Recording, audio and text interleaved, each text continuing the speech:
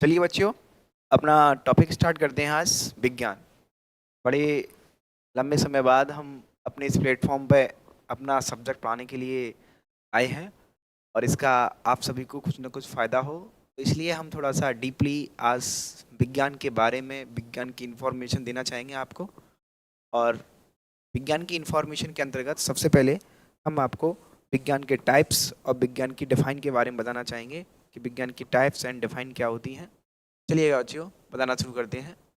ठीक है ना। तो बच्चों, जो अपनी विज्ञान होती है उसको इंग्लिश में बोलते हैं साइंस, SCIENCE, और हिंदी में बोलते हैं से विज्ञान।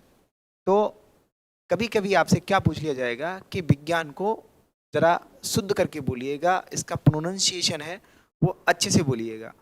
तो जब आपको साइंस का उच्चारण बड़े जोर से, यदि कोई आपको एम्फेसाइज करके बोले कि इसको जरा सही पढ़ के सुनाइएगा, तो विज्ञान को हम फिर क्या पढ़ते हैं? विज्ञान। क्या पढ़ते हैं? विज्ञान।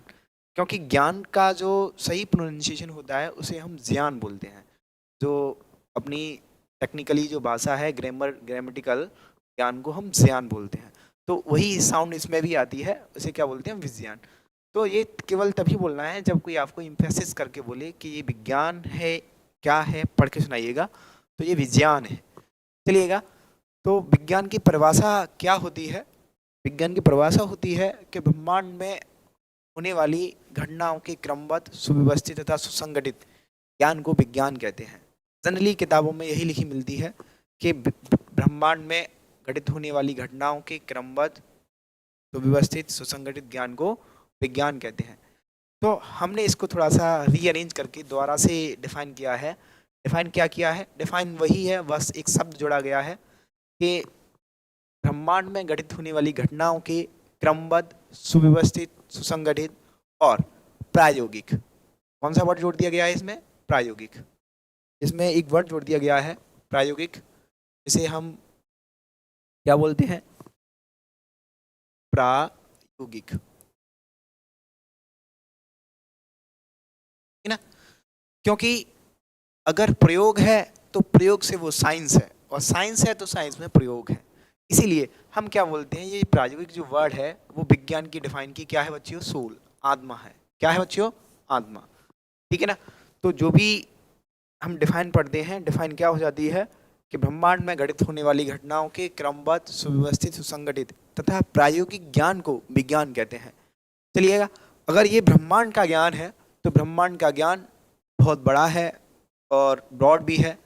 तो अपनी ह्यूमन टेंडेंसी इतना बड़ा नॉलेज को इकट्ठा कर पाना थोड़ा सा कठिन है अपने लिए। तो हम क्या चाहते हैं, अगर कोई चीज़ हमारे पास कठिन है तो हम उसको तोड़ तोड़ के पढ़ लेते हैं। तो इसलिए हमने साइंस को क्या किया? दो भागों में तोड़ दिया।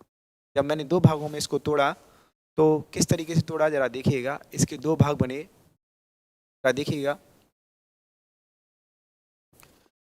पहला भाग हमारा है प्राकृतिक विज्ञान।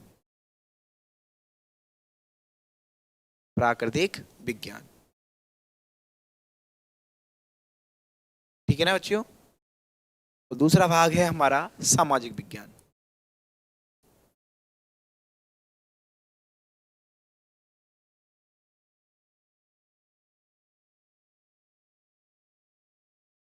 ठीक है ना। ये हमने विज्ञान को दो भागों में बांट दिया, सामाजिक विज्ञान और प्राकृतिक विज्ञान। फिर दोबारा से हम प्राकृतिक विज्ञान को दो भागों में बांटते हैं। इसे हम किस तरीके से बांटते हैं? पहला भाग होता है इसका पदार्थ विज्ञान,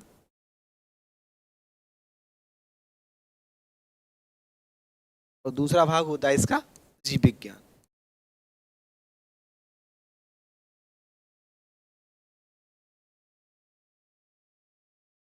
ठीक है ना। और पदार्थ विज्ञान को फिर अगेन दो भागों में बांटते हैं।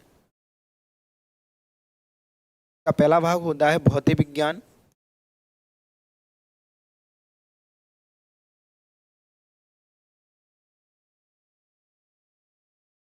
और दूसरा भाग होता है इसका रसायन विज्ञान।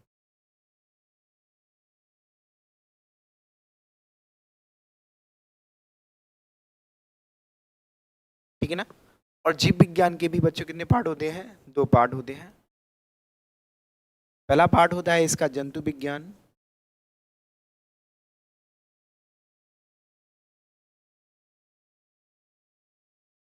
दूसरा पार्ट होता है इसका वनस्पति विज्ञान।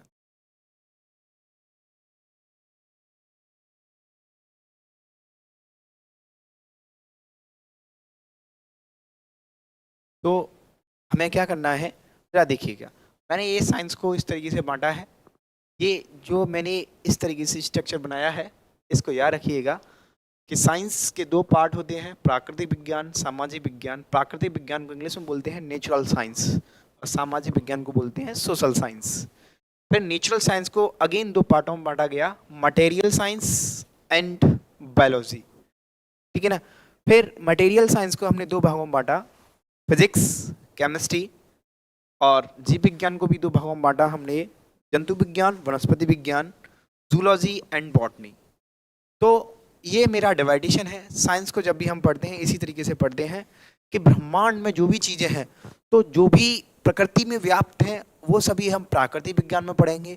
और जिसको हम अध्ययन कर रहे हैं, जैसे हमारा जो व्यक्ति है, व्यक्तित्व है, व्यक्तित्व, किसी व्यक्ति के व्यक्तित्व का अध्ययन जिसमें हम करते हैं, वो क्या कहलाता है, सामाजिक विज्ञान, ठीक है ना। हम इसमें बहुत सारी सब्जेक्ट पढ़ते हैं, किसी का राजनीति शास्त्र है, किसी का अर्थशास्त्र है, ज्योग्राफी है जी, और भूगोल है, ये सभी इसमें पढ़ते हैं कि मानव ने जितनी भी चीज़ें पढ़ ली हैं, मानव का जो भी अध्ययन है जिसमें मुझे करना है, वो किस में किया जाता है, सामाजिक विज्ञान में।